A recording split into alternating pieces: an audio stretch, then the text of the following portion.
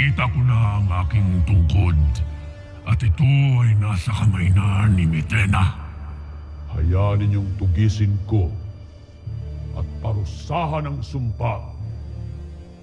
Ituro ninyo sa akin ang kanyang kinalalagyan at sabihin ninyo kung nasaan si Mitena.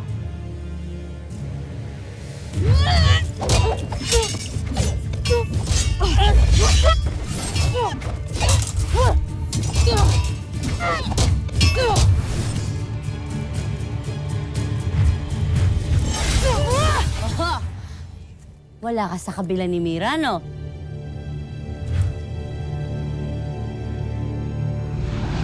Gusto na mga pasneya!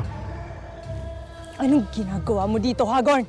May nais lamang akong bawiin sa isang hindi karapat-dapat na humawak ng kasangkapan ng aking bathala. Kung nagawa kong itaboy si Gargan, ay bakit ko ibibigay ang iyong ibig? Hindi! Hindi ako papayag na hindi sa amin mapunta yan.